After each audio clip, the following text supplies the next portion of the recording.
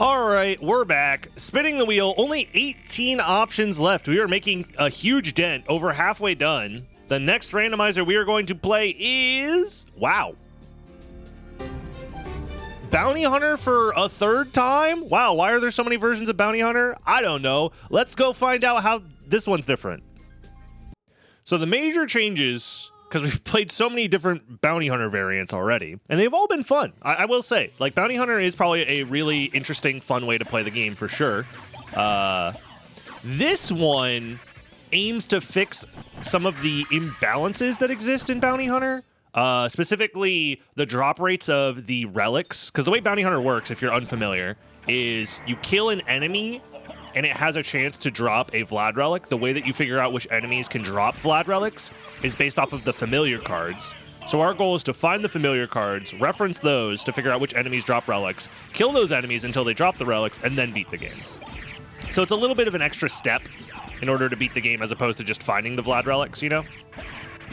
And it's pretty interesting. It's pretty cool. Gets you to explore more of the castle, see more different types of enemies and stuff like that. It's pretty interesting.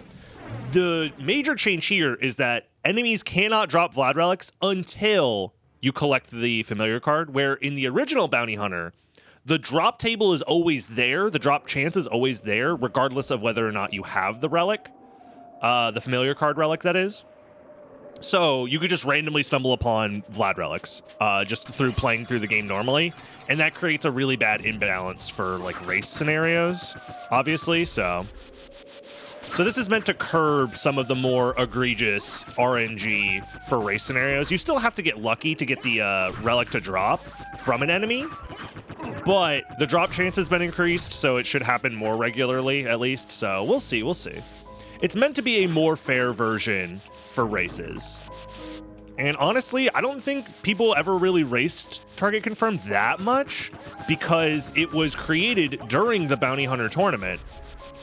And they didn't want to change presets for that tournament, so I think for the most part, people just like didn't play this, if I'm remembering correctly. I'm sure some people maybe tested it out in the early stages, but it's not like regularly raced, if that makes sense. Compared to regular Bounty Hunter. Regular Bounty Hunter was raced a lot more at the very least.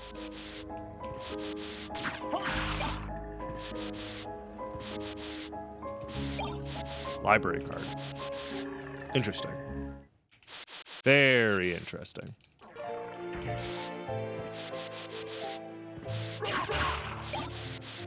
Let's race this one instead. The idea is that this is meant to be a patched version of Bounty Hunter. I have to remember that items don't spawn from regular item locations. They only spawn from enemies. Good OST, hell yeah. By the way, if you're watching on YouTube and you've been enjoying the tier list series, thank you for watching. Don't forget to subscribe. We're like halfway done-ish with all these randomizer presets, but there's still plenty more to get to. There's a whole backlog of other randomizer presets, and we've given our opinions on them and such. So, you know, subscribe, leave a like, leave a comment. You could join the live stream so you can hang out, talk in the chat while I'm doing these things live over on twitch.tv/DragonBlitz. All that stuff helps me out a ton.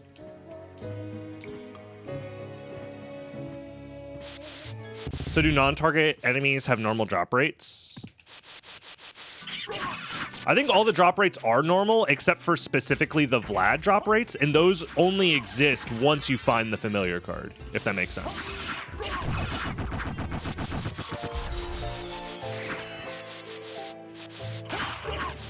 So I assume they drop nothing until you get the familiar card, unless they drop empty hand, because we saw the skeleton soldier drop empty hand. So again, I'm not an expert in this, because like this is my first time playing this preset at all.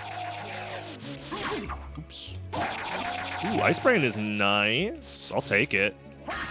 Why am I checking items? I keep telling myself, hey, don't check the items, and then I check the items.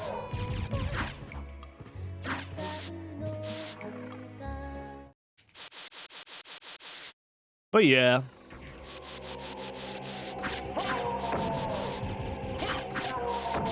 There we go.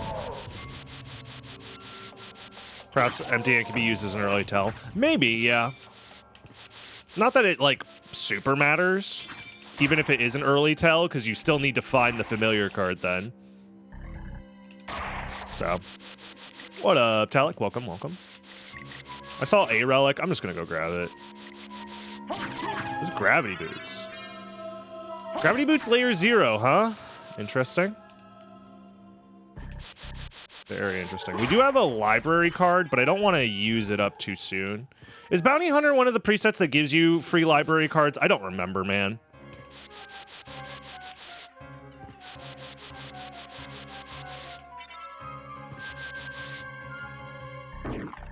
It is the one that gives you free library cards. So there's one at Spikebreaker, there's one at Galamoth, or something. Or are the library cards only restricted to relic locations?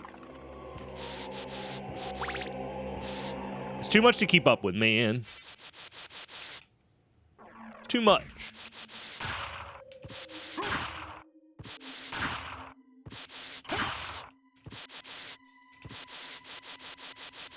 Now here's a question. It's not really a question. Well, maybe it is. Maybe I should have grabbed the Allrock's Warp first. I kind of want that Varda, yeah. But yeah, this is the preset with the inverted library card as well. Like I've said it a billion times, it's so hard to keep up with all of the randomizer specific changes and stuff, man. For each individual preset, you have to like go through a checklist of like, does this preset have reverse library cards? Yes, no. Does this preset have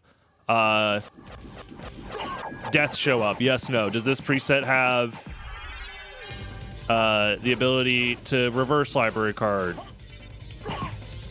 Or does it give you free library cards? Does this change the way that it's yeah, too many names, too many ways to change the game.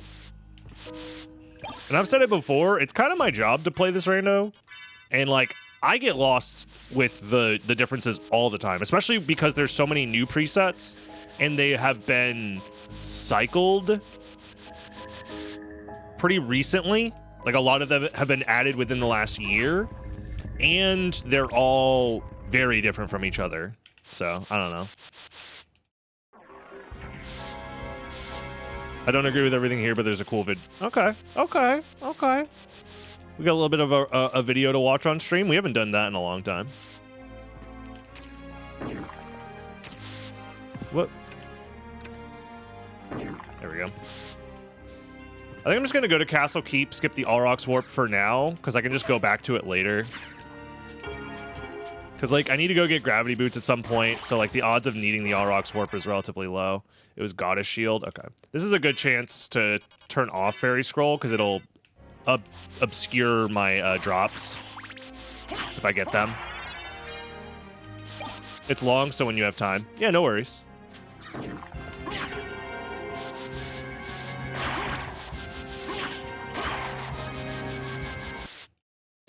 What up, LS Jr.?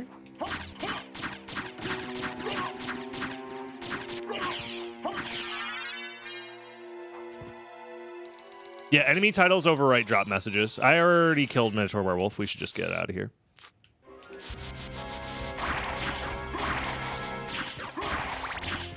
Yeah, enemy titles, I believe, take priority. That or it just shows whatever the most recent is. I don't remember which.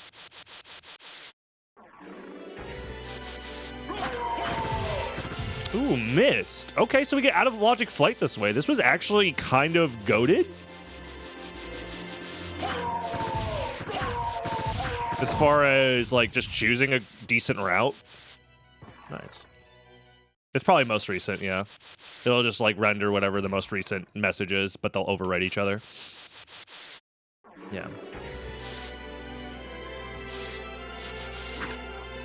Yeah, remembering which shortcuts are open, like, for example, another thing that makes it really hard to follow is remembering that the shortcut for castle entrance warp is open, and the outer wall warp is open by default in the Magic Mirror preset, but that's the only preset where that's a thing.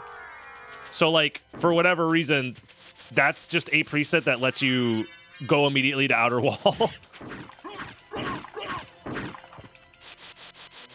but none of the other warps or shortcuts are open, so you just have to remember that that specific one is open at the start. And when we were doing practice races, it's like I've lost so many races because I just didn't remember that was a thing. Which is like, damn, that's annoying. I'll grab Wolf. I like Wolf.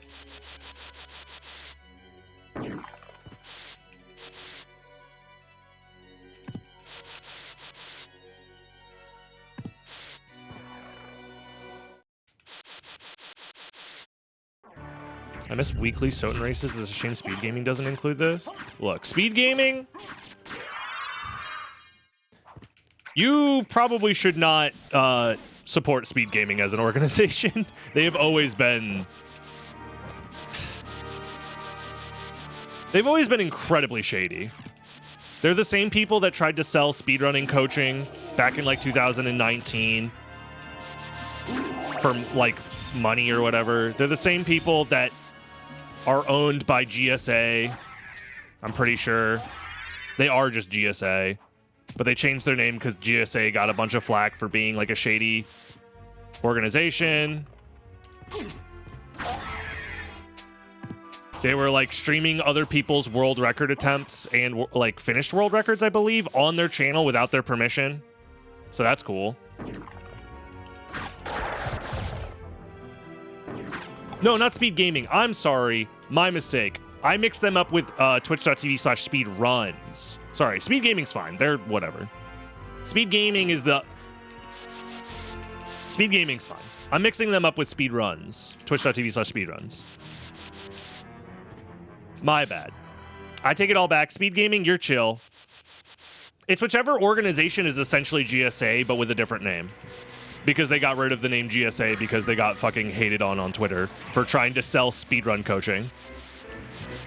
No, Speed Gaming is a different organization, and they're fine. They're whatever. They're chill.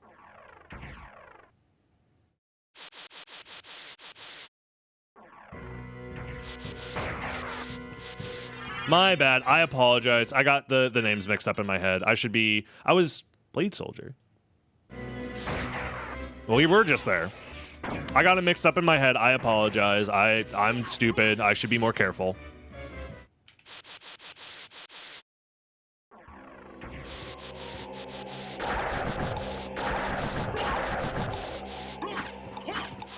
But no, Speed Gaming's chill.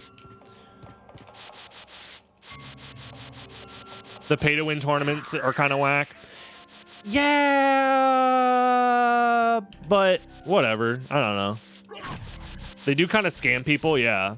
I don't like the idea that it's like, hey, donate to maybe get your tournament in, and then they just like take all of the money, even if your tournament doesn't get in. That's kind of weird, but like also, you kind of know what you're getting yourself into, I guess. So it's up to you to determine whether or not that's like worth supporting or not. And like we've had Speed Gaming do 2 events for the SotN rando stuff. So, it's like I could take it or leave it. I think it's better that 3? Was it 3? Either way, I think it's better that we just organize our own stuff. I'm interested in this. I'm interested. I'll take Powerful. I'll take an empty hand and an empty hand. Wasn't the relay there? Yeah, but the relay was just like content.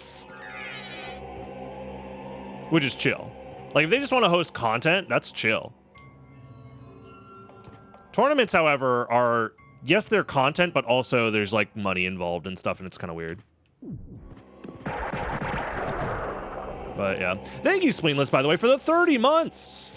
Long-time support. I very much appreciate that. I blame capitalism. Look, you know me. When I get a chance to unveil the villain at the end of the Scooby-Doo episode and it turns out to be capitalism, I'm chill to do that 99% of the time. And you're right.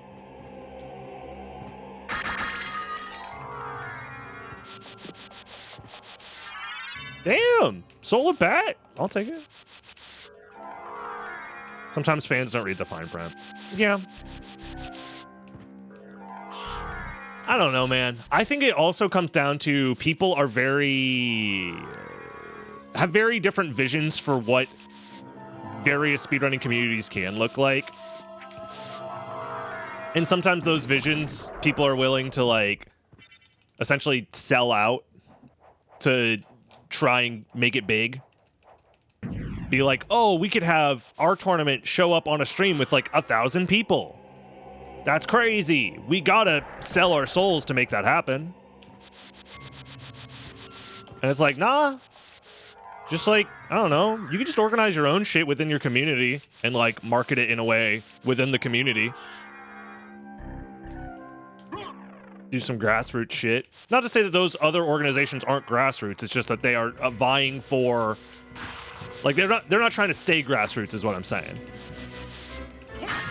They might be grassroots for now, but they're not trying to stay grassroots. They're trying to blow the fuck up and act like they don't know nobody. And that's very clear by, you know, GSA is like the #1 example of that, where they are clearly grifting in the space, but people just put up with them because they put on that one event that people like, which is essentially just Mario Speedrunner Boot Camp.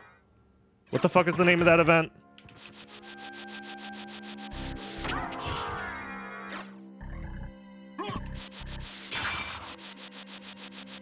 Pace. Yes.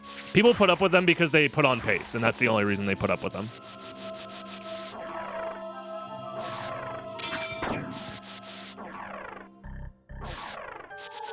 Haven't even heard of that. It's literally GDQ except only Mario.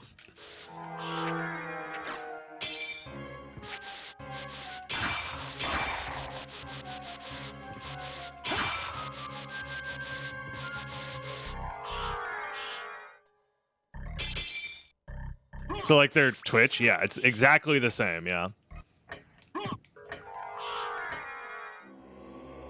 We need GDQ except only Karnov. Finally, somebody gets it. Look, I personally view that as grifting, but like obviously if you're within the communities that benefit from them grifting, then like, you know, it is what it is. I find it as very short-sighted, being like, yeah, I'll let this company that doesn't really care about the overall health get more and more like acclaim in the mental awareness of speedrunning. Sure, I'll let them, like, we're gonna not make a stink over the fact that they have twitch.tv/speedrunning.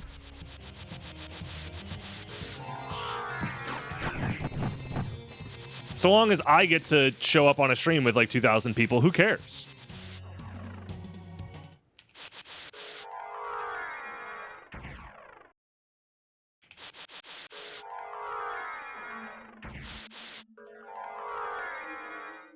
I probably don't have enough magic to make this, do I? Okay. So the reason I'm doing this now is, 1, I can do Silver Ring out of logic. 2, I got that warp, which is nice. 3, I need to go back and do the Blade Masters for their Vlad Relic. So this is kind of like a way for me to do like a whole lap. So I'm doing all rocks now. I'm going to do Silver Ring, and then I'm going to backtrack. I opened up the Coliseum shortcut with Chapel, so after getting Silver Ring, I'll go down and then go to Coliseum, grab the Blade Master Relic.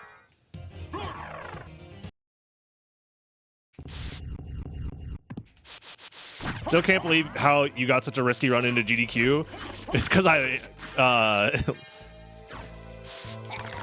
1, it's not that risky because of saves and stuff like that. 2, I think I have a lot of...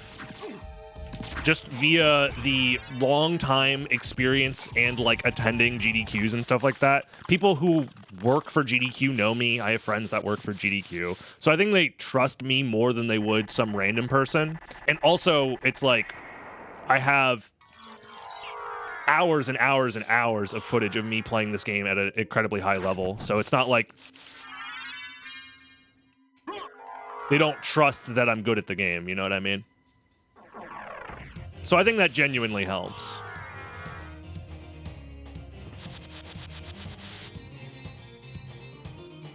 And also, like, when I do perform well in those moments, it helps solidify, okay, this guy knows what he's doing. He's good at the game. We can trust him. You know what I mean?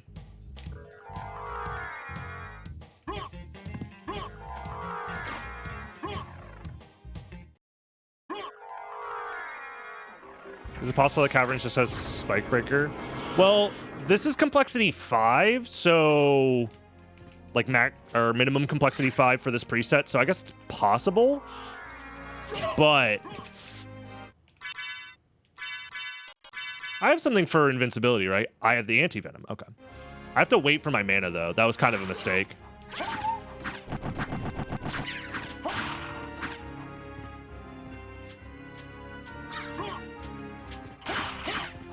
How are we looking on mana? 33. I probably need like 40 to be safe here.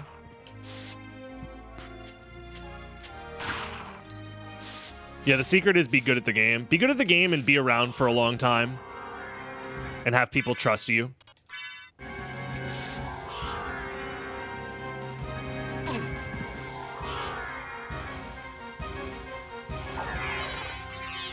just going to do it this way because it's easier. But yeah, there's a chance that this is Holy Glasses and then everything's in the second castle. Yep. So that's probably where we're going to go next, is we're going to grab the relic and then go second castle, I think. So I think you are correct that Spike Breaker is just somewhere in the caverns, probably.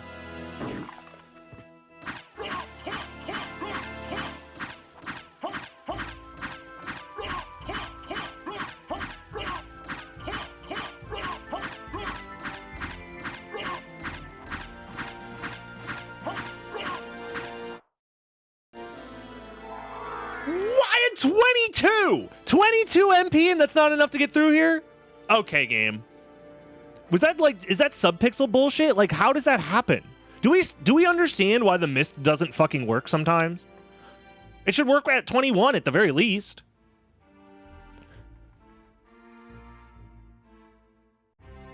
Maybe 23 is the minimum.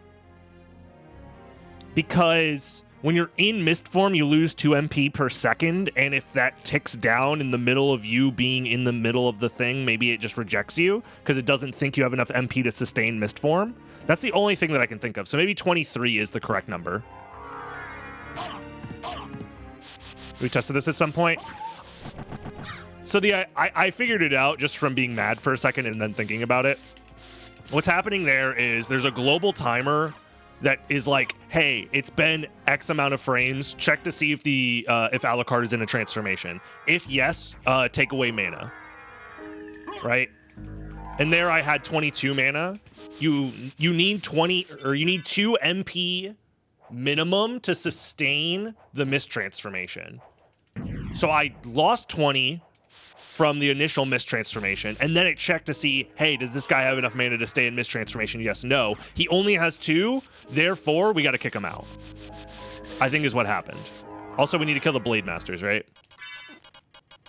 Blade Soldiers! Wrong, guys. These guys are easier to kill.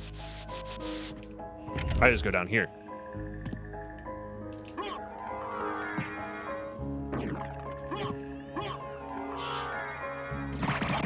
Well, that was quick.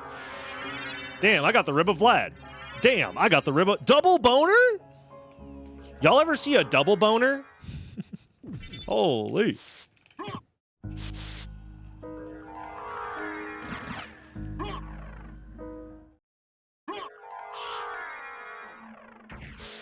Slashing aimlessly at a misgate with no context? Well, you can figure out the context.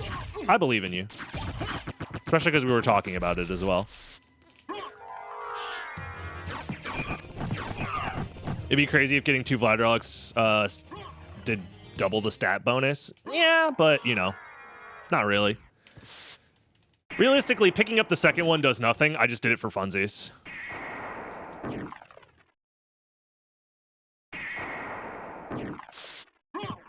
I solved the mystery, yep. Good pun.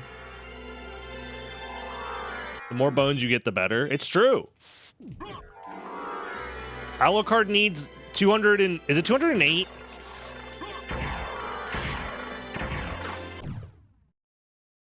Chat, how many bones does the human body have? I think it's 208. That seems like one of those numbers I should know. 206?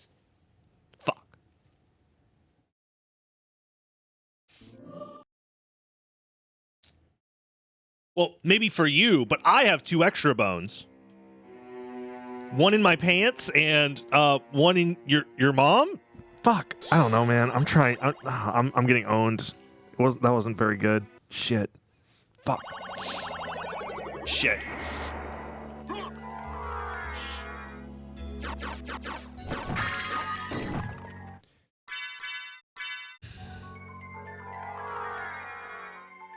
Oh my god, dude. Wing smashing on fucking emulator, man. That reminds me, I need to test out the build you sent me, Talik. I still haven't looked into that yet. I've been pretty busy.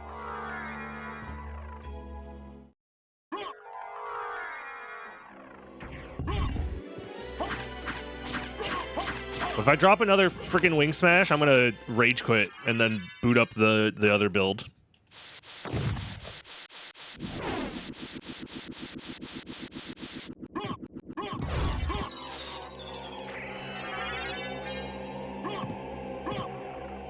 Why wouldn't you want extra bones? Everybody wants extra bones. Ain't nothing wrong with a little extra bones.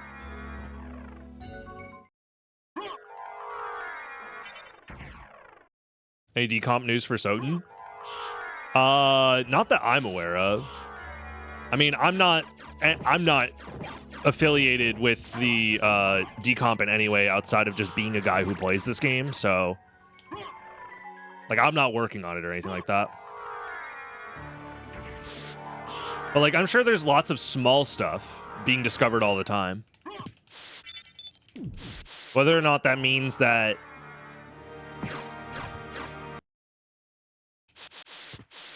like any big stuff has happened, I have no clue, man.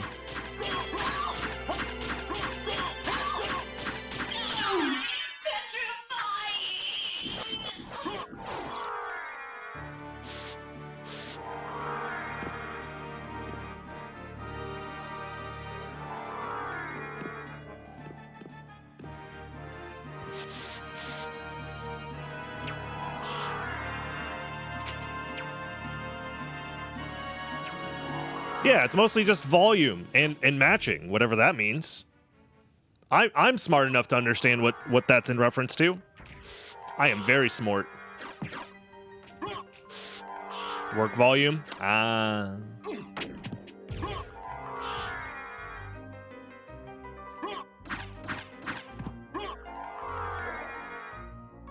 Yeah, I do imagine it's quite a bit of work to get it all.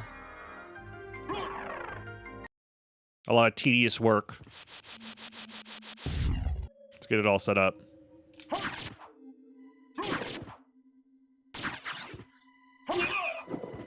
Close.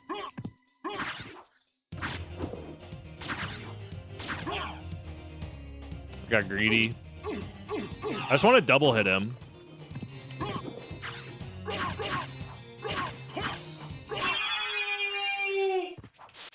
One day I'll figure out how to do that loop without being bad. One day. That's one of those things that I would figure out immediately if I just made a save state and practiced for like 25 minutes. Maybe even less. But boy, oh boy, do I just not want to do that.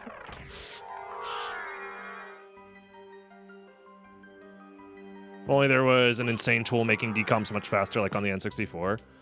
Well, it's not, they're not truly decomping, right? They're recompiling games from their they're doing like a, what is it that they're doing? They're literally decomping? I don't know, man. I thought it was like different. I guess it's not different.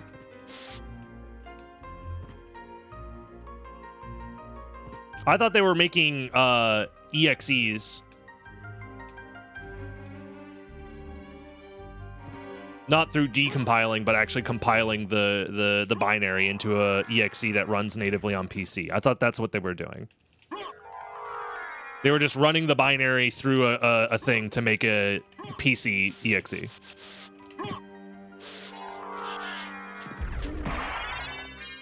No? Then what are they doing? They just have a magic program that says decompile the code for me, please, thank you? That seems impossible. Unless we're talking about something different. I have a feeling we're talking about something different.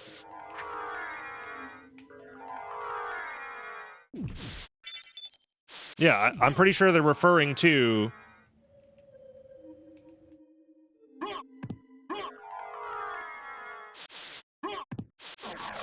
It's a shit ton of work. Then we're talking about something different.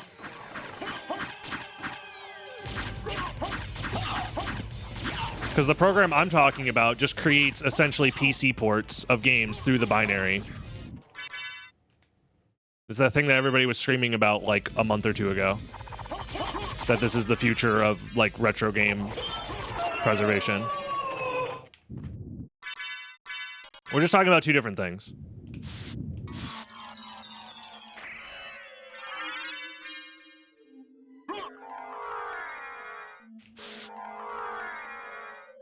Somebody brought up the N64 decomp thing, which is not an N64 decomp thing. It's a recompiler, not a decompiler. Yeah, I was referring to the N64 project that was brought up.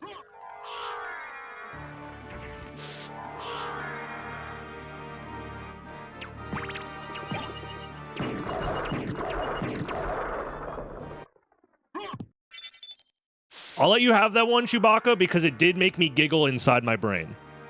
I'll let you have that one. Everybody gets one compiler joke. That's not true. We actually only get one compiler joke as a community, and it's been used.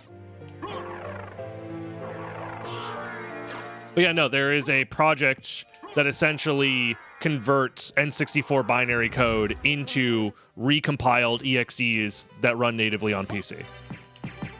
That's what they were referring to, which is not a decompiler. It doesn't decompile the code. It just converts the binary code into something that the PC can use natively.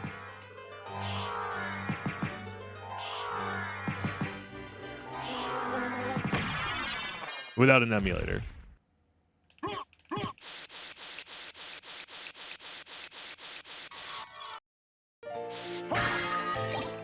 Another library card.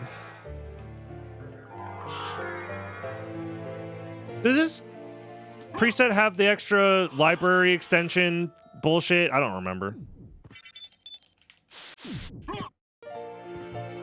Which enemy has the eye? It was zombie.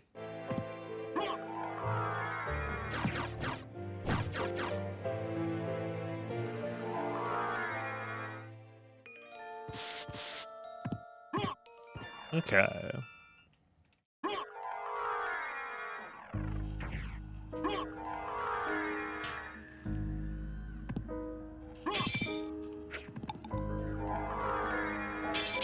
Well, the thing is that they don't get any source code out of the compiler project for the N64. It's just making the binary into an EXE, and there is no source code created or anything like that. So they're not decompiling the game. It's just changing it from a binary to an EXE that runs natively.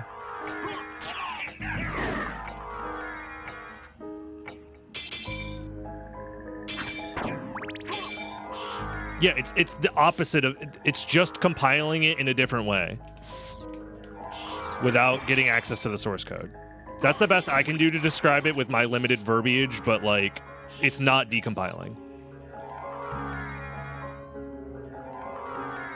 I mean, you could just Google it yourself, I guess, at this point, because I've done all I can do to explain it. But I want to make it very clear, the project that is being done on the N64 is not decompiling every fucking game via some random program.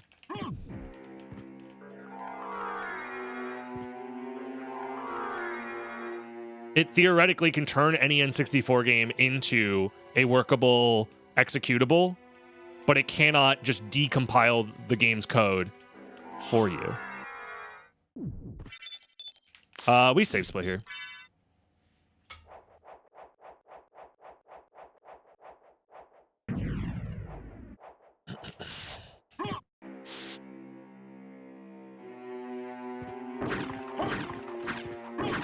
Because I can do these 3 checks, including probably creature, with a good save split, and keep my reverse library card. Yeah, there's the narrow vid on it that explains it all. Dude, I hate wing smashing on emulator. It makes me want to curl up into a ball and explode.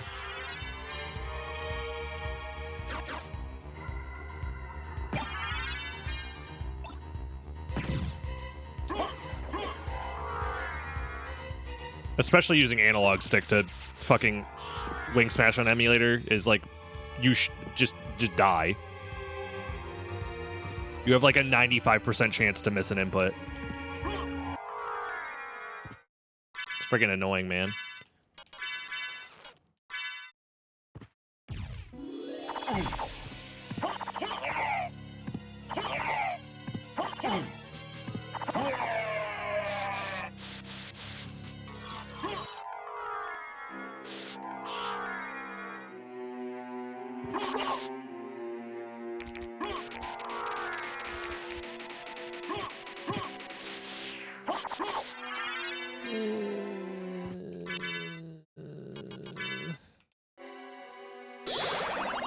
Wait, I have 3 library cards? Since when? Do you always, you always start with one, right? I forgot in Bounty Hunter you always start with one. Oopies.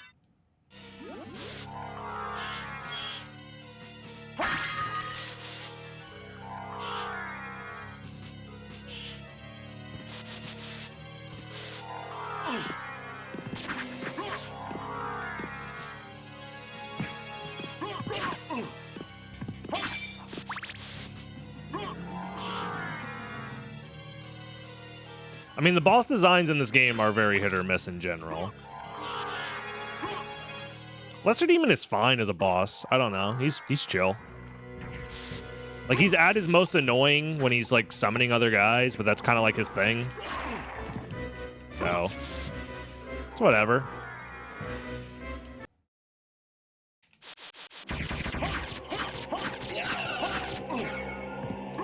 Probably should Yasasuna this guy.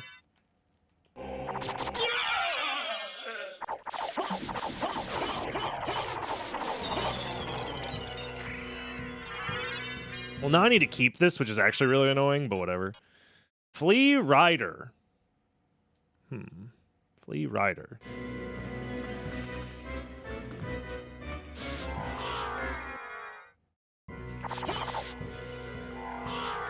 We have Zombie, Flea Rider.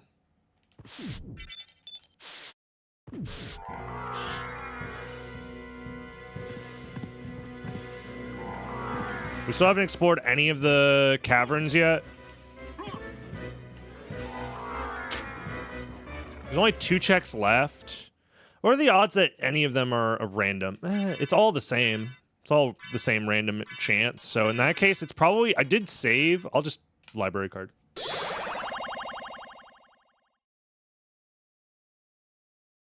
People have already removed Karasamon's ability to get stun locked, so you just loop Karasamon the other way.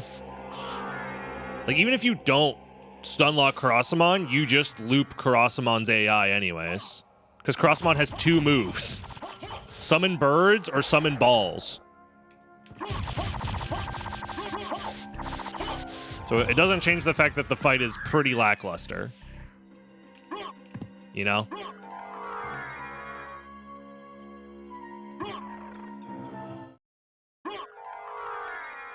Isn't the gimmick of Target confirmed that you already know all the enemy locations? No, that's Hitman.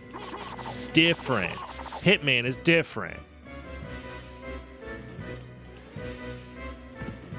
Confusing? What's confusing about it? What do you mean? What do you mean it's confusing that there's 3 variations of Bounty Hunter and they're all slightly different? What's confusing about it? Simply memorize all 38 variations of the randomizer presets. Doi.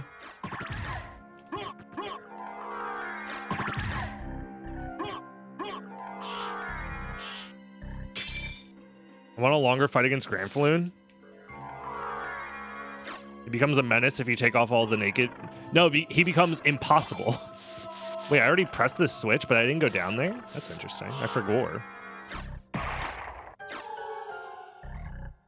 I'll just agree to disagree on that one. I don't think Granfaloon needs more HP.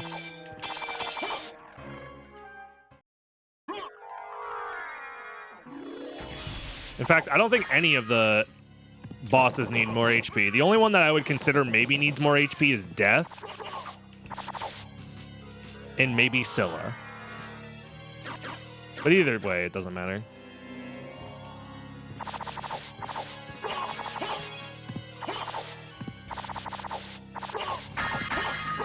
My lights just flickered. Uh-oh. It's storming outside. How am I doing today? I'm chilling. I'm chilling.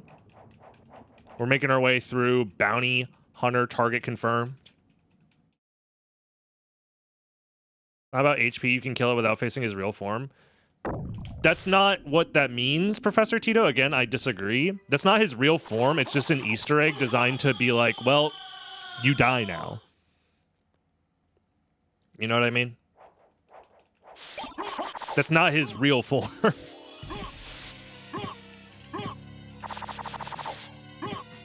Because if they wanted that to be his real form, they would have done that. Like, you can say many things about the designers of this game, but, like, they knew what they were doing when it came to balancing the bosses and enemies, because they wanted the game to be easy, because that was their intention. There's, like, many reasons to, many evidence to support that. So...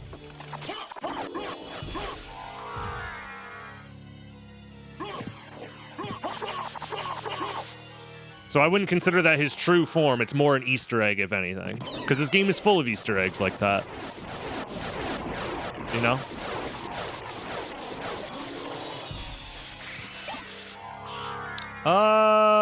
That's not going to be Final Vlad. It could be Random Vlad, but... I don't really agree with that. I think for the most part, the balance is what it is on purpose. Which is that there is no balance. Like, that is the balance. If that makes sense. Like, the design philosophy was, we're just going to put stuff in the game because we think it's cool. And we're not going to really care about that. I think it's more likely that it's an Easter egg. Because, like, have you ever tried to dodge that move? Like, legitimately? Granfaloon's final form, where he's just spamming projectiles the entire time. At the very least, it's not good design, which is one of the reasons why I'm giving them too much credit in thinking that they put it in as an Easter egg instead of like a primary part of Granfaloon's design. Because you never see that shit in normal gameplay anyways. But, I mean, they're not above making terribly designed bosses and enemies. Like, they did make Galamoth after all. But to be fair, I think focusing on the boss design of this game anyways is just, like, missing the point. So, like, regardless of what your opinion is, it, like Talek said, I think it's correct that it just doesn't matter. The gremlins have 100 HP for, like, no reason. Yeah, fair enough. Same with the Salem Witches. The Salem Witches also have, like, a shit ton of HP for, like, no reason.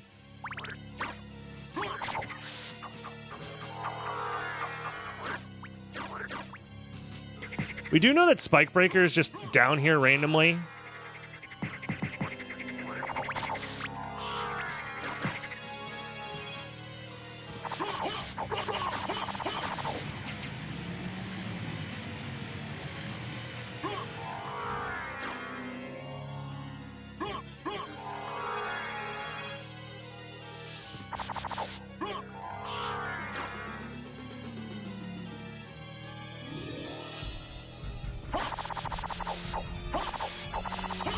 It might be at Holy Glasses. If it's at Holy Glasses, it's just randomly there, I'm pretty sure.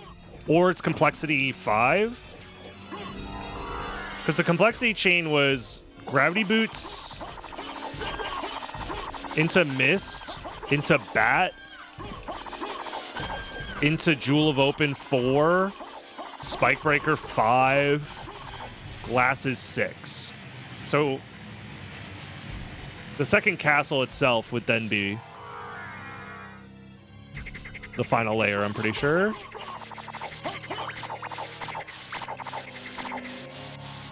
Right? Or I guess it's technically final relic is 7. Which seems like it's way too high, right? Yeah, because complexity is supposed to be 5. So...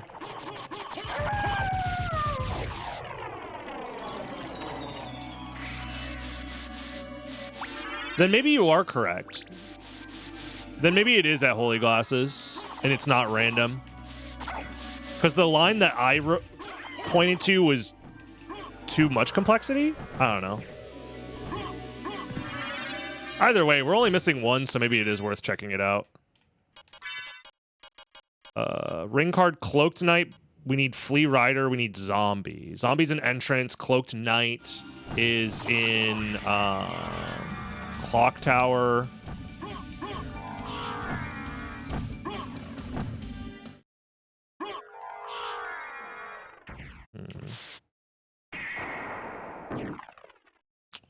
I mean, I can go do Cloaked Knight right now. Maybe I well, no. Because we need to do Flea Rider. We'll do Flea Rider into Cloaked Knight, maybe. Into Warp to Entrance, do Zombie. Or actually, we check the other thing first. Well, that was easy.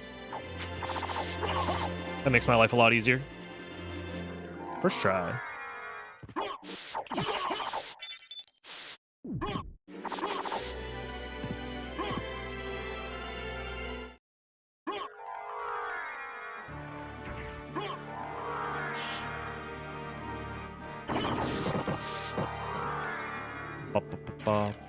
I mean, I could farm these guys in the second castle, but, like, I kind of don't want to.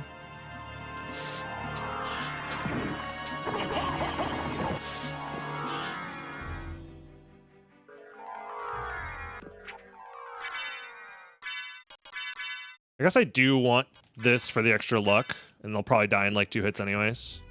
Oh, 1 hit.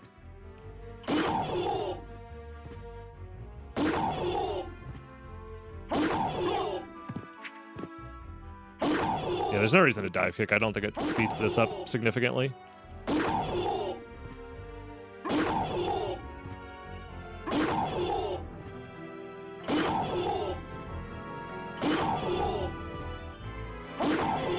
Iron Shield, Poggers.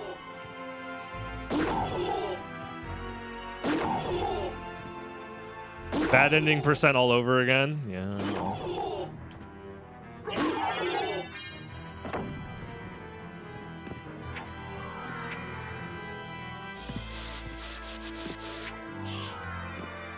What am I farming? Vlad Relic.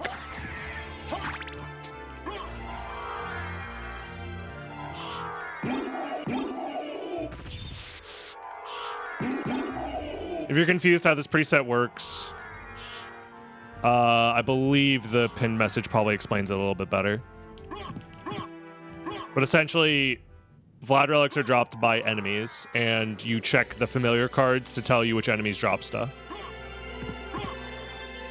Now we check Holy Glasses, because that seems very likely to be it. Because I don't think it can be the line that I thought it could be properly. I don't know, man. Unless this is like a 7 complexity seed somehow, which seems crazy to think about, but I think it might be, right? Because, like, no matter what, we needed Holy Glasses. And it was Gravity Boots into Mist, into Bat, into Jewel of Open. Or Jewel of Open was separate, actually, now that I think about it. Because Jewel of Open was locked behind... No, it was locked behind Flight. So Jewel of Open would be layer 4. Which would make everything in the caverns layer 5. Or it could just make Holy Glasses itself layer 5, and maybe Spike Breaker was, like, on the same layer as well. Right? No. Because I checked everything. Well, except for... Actually, I didn't check Alchemy Lab. So maybe Spike Breaker's in Alchemy Lab, which makes Glasses 6?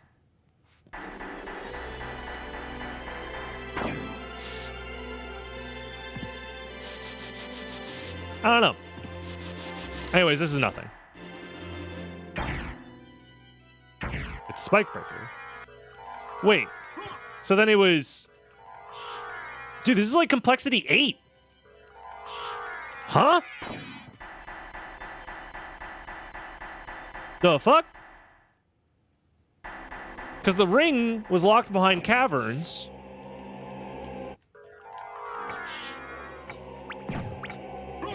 So that's 5. Spikebreaker 6. Holy Glass is 7. Last relic in the second castle, 8.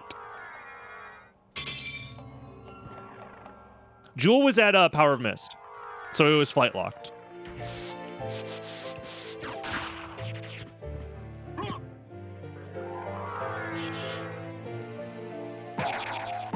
So this is an 8 complexity seed, which is very strange. I'm also just doing all of this on the way to farm zombies, essentially.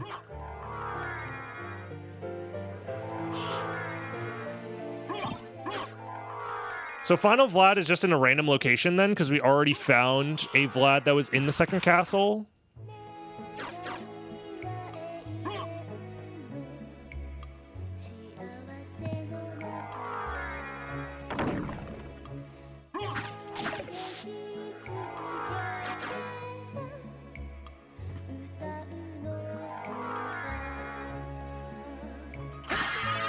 Oh, well, we found it.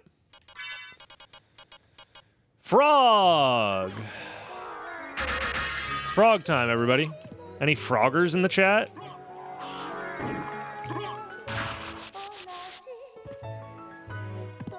I guess we'll go through mines.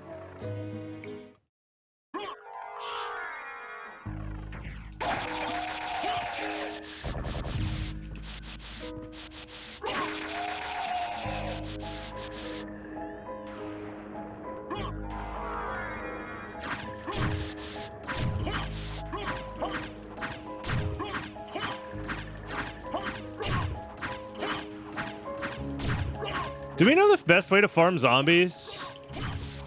Is it just stand here?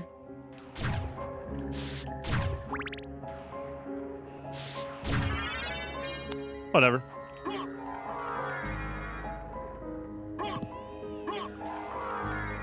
Something like that.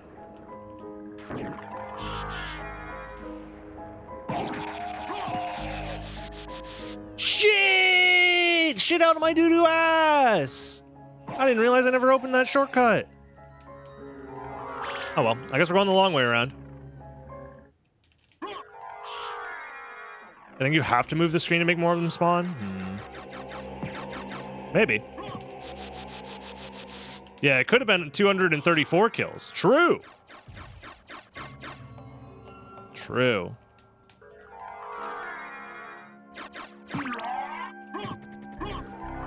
Honestly, I think I would have liked it better if it was 234 kills, because if you really think about it, it shows skill expression better that way, because it means that you get to play more of the game, and if you're playing more of the game, the better player can express their skill more often. Have you ever thought about that? Liberals. These liberals are trying to tell me RNG isn't skill. More SotN is more better. Yep.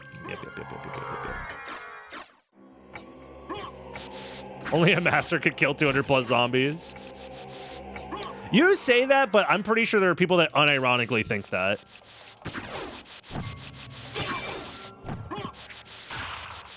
But also, there are people who don't know anything about Symphony of the Night that do love to comment on how people should play this game.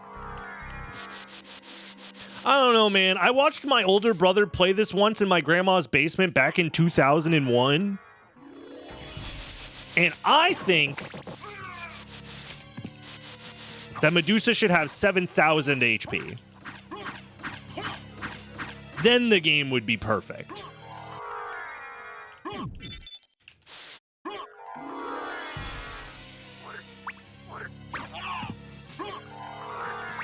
I will say, it doesn't feel... The worst part about playing Bounty Hunter is, like, when you have that feeling in your gut that, like, holy shit, what if the other person got a random Vlad drop? Especially when it's like an enemy that is killed a lot, like a zombie, for example. It's like so easy to be like, damn, they probably got this as a random Vlad. It's over for me. But at the very least, the relic not spawning until you have the familiar card associated with it, I think helps a lot. It probably slows down the seed on average, but like it's better. Yeah, the major difference is drop rates are improved for Vlad relics, but you can only get the Vlad relic after acquiring the familiar card. Does anyone know if you're allowed to, if you save split, if it still works? I think no, right? Because that's the only downside is when you find a familiar card in Bounty Hunter, you can just keep the knowledge and then save split and not care about it. If you hold it for 2 seconds in game time, you can save split with it. That's kind of hype, actually, because I could have save split the creature familiar card then. Why 2 seconds? Probably just that's the amount of time to write it into memory or something that it works. I don't know. I have no fucking clue, man.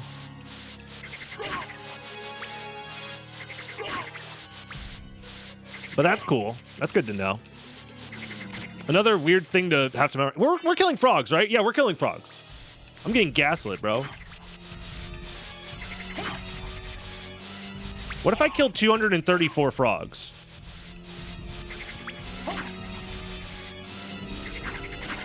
Is there like an easier way to like kill these guys? Yeah. I shouldn't jump slash then.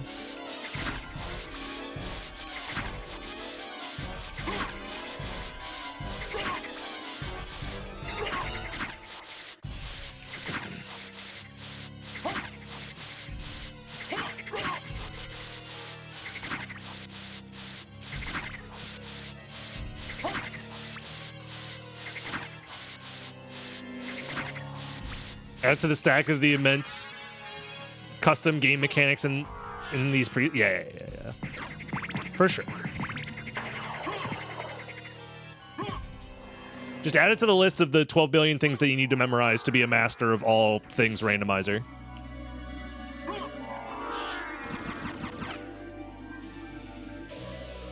I don't know, the seed was fine. It was chill. Weirdly high complexity, but you know. It's possible that Eldritch lied to me about the complexity, but you know, that happens. Or we just randomly stumbled upon an 8 complexity seed, even though the minimum is 5. I have that warp, right? I'm pretty sure I do. I wonder if reverse library card would have been faster. It's possible that a reverse library card could have been faster, but you wouldn't be next to the warp. It probably would have been faster, actually, now that I think about it. Yeah, I think reverse library card immediately upon finding the Vlad relic would have been faster. I'm sitting here thinking like, oh, but then you don't get to warp to the final clock room, but you know. How rare is maximum complexity seed? I don't think you can like generate one on purpose. Like, I think it's actually impossible to generate one on purpose. Preset file shows 6 minimum, so I was lied to, but in a different way. So Eldritch did lie to me, but it was only off by 1. This still, at least from my count, is at least 8 complexity, right? Even if it's not 8, it means it's at least 7 if I was off by 1.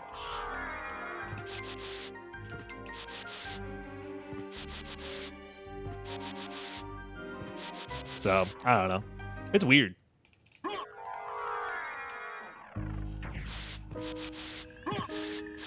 But yeah, you can randomly stumble upon generating a seed that is higher complexity than the minimum. That's why it's called the minimum.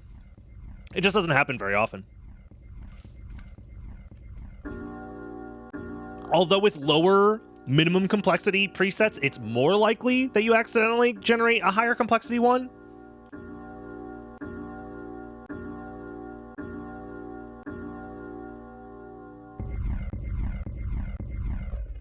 So like the minimum being 6 and then accidentally generating like a 7 or an 8 is like not unheard of. But like a 9 complexity accidentally generating a 10 complexity is way less likely. Like orders of magnitude less likely, if I understand correctly. Which I might not. It's possible. My ass might be stupid, dumb, and stinky. It's possible. Rip sub-hour, but this was still a pretty decent seed. I don't know. I didn't mind this. I didn't mind this at all. Does this feel significantly different from Bounty Hunter? Not really. Do I think it's better than Bounty Hunter? Theoretically, it just has to be better, right? At least from a competitive standpoint, like a taking it seriously standpoint. It's still kind of a casino because you still rely on random drops. We didn't farm very long, but like the difference in frog farms could have made or break. It could be the difference maker essentially between winning and losing, which ultimately is still not ideal for races. Even though this one's probably better for races, I don't know, man. Let me think about this for a second. As we load up the tier list, let me think about the opinions that I'm going to spew and then defend vehicularly. So we got Bounty Hunter target confirmed. As of right now, we have Bounty Hunter and Hitman all chilling on gimmick but fun. And honestly,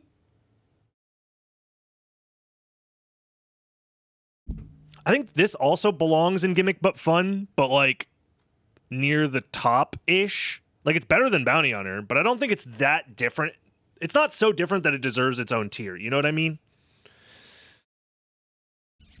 So, like, it's better because you can't just get fucking blown out for no reason by not finding the familiar cards and then randomly stumbling upon the relic. So it's significantly better. I think Hitman was more fun because we started with all the familiar cards and it was, like, faster. This definitely felt more TikTok Zoomer, brain rot, like, just play the game fast and have fun, which I kind of liked more, to be honest. So I think that's fair. Like, it's the same experience. Realistically, I think it's just better quality of life. For races specifically, but you're still gambling. At the end of the day, you are still gambling on getting familiar card, gambling on the familiar cards leading to the relics and those relics dropping quickly. So at the end of the day, it's like still a gamble, but like at least you don't get completely blown out for no fucking reason outside of RNG for drops. So, but some people are okay with that because it's a randomizer at the end of the day and they don't mind it being randomized, if that makes sense. But I don't know. Anyways, how do you feel about my opinion on this? Am I correct? Let me know in the comments below. Leave a like, leave a comment, join the live stream, twitch.tv/Ramblets, and I'll see you in the next one. Bye-bye, YouTube. Bye-bye.